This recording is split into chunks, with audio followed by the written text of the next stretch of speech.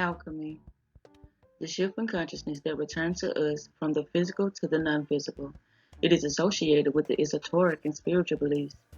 Alchemy is an ancient path of spiritual purifications and transformations, the expansion of consciousness and the development of insight and intuition through images. Alchemy is steeped in mysticism and mystery.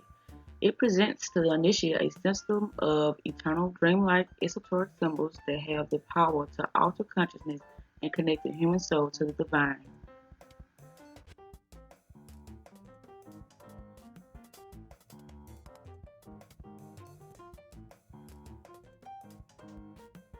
Esoteric, intended for or likely to be understood by only a small number of people with a specialized knowledge or interest or an enlightened inner circle, having to do with concepts that are highly theoretical and without obvious practical applications, often with mystical connotations.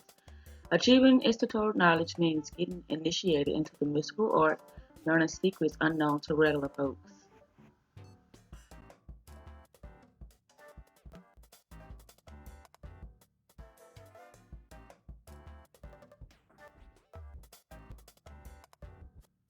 The human soul.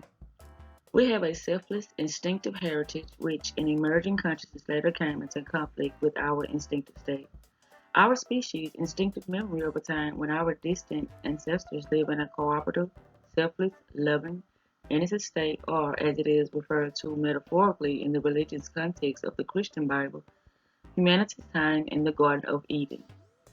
The soul is in a quantum entity that acts as the program for the computer of our brain and exists independently of the physical body after death.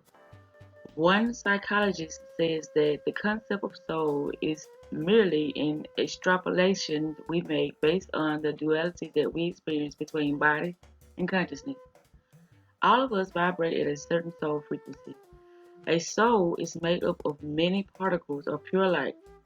Think of light as the purest frequency, for light embraces all the colors of the rainbow in its purest form.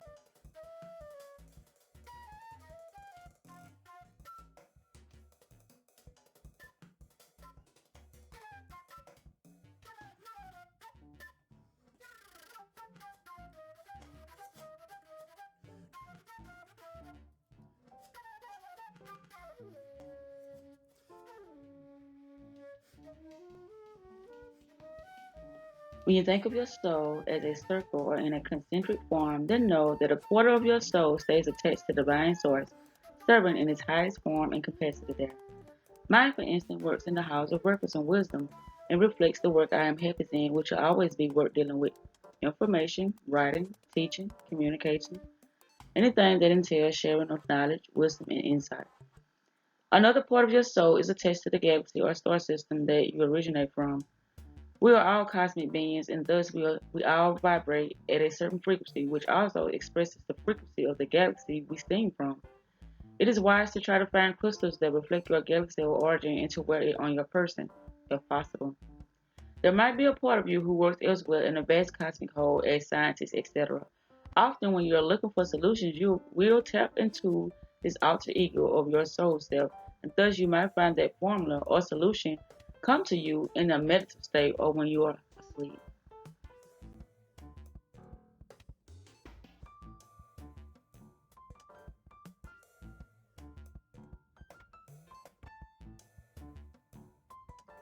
When you are asleep, your soul reconnects with the other parts of your soul, and you continue your work elsewhere. This means that often you will be exhausted on waking up as your soul never rests. You might have been sent on a special mission or something. This is also one of the reasons why some of us need more sleep than others. It depends on who or what your soul is. When you incarnate on this planet, you are first briefed in the Pleiadians about conditions on this planet. You then proceed to choose your parents, the circumstances of your birth, and also the soul that you're going to meet once you are on this planet. You are given certain tools so that you can recognize one another once you meet up with them. Some assume the roles of challengers, but you agree to teach one another valuable soul lessons, some in the support of loving roles, etc. In the greater cosmetic whole, there are no accidents. All is perfect, whole, and complete. Your soul vibrates not only at a certain unique frequency, but also it has certain color, sound, and tonal vibration. So you vibrate to a color and key of the musical scale. You will find, for instance, when you just chant the Om, you will naturally fall into the key you are most comfortable with. You have a soul name. It differs from your name here on this planet, and you can ask for this from your higher guides when in meditation. You will find that most often your soul name and your given name are synchronized. They enhance each other. Now, when you incarnate, you telepathically impart your chosen name, which vibrates at your soul frequency to your mother or father.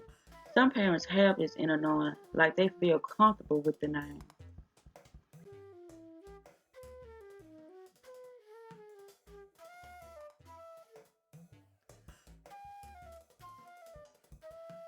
Your full names will assist you to bring certain soul qualities to your life here on earth. Note these qualities normally fit in beautifully with your soul name. Your given name will give you the key to what you are. This is what you express or what you have to do to attain mastery. Some people are uncomfortable with the whole name and tend to vibrate better on their nickname or the abbreviation of their names, especially in childhood. Often, once they are adult, they will assume their full name. This is because using your nickname often means that you can only cope with part of your life's lesson. Your surname also calls in lessons. Each time you change your name, your life changes. Now, in order to understand what lessons your name is bringing you, sound your name phonetically. Vowels and consonants which are not spoken aloud also call in lessons, but to a lesser extent. Note: if your name is said crossly or in anger, especially when you are a child, you may observe the message or the negative connotation that your destiny is going to be difficult. It is a most healing and freeing exercise to ask friends to sign your name loving to you.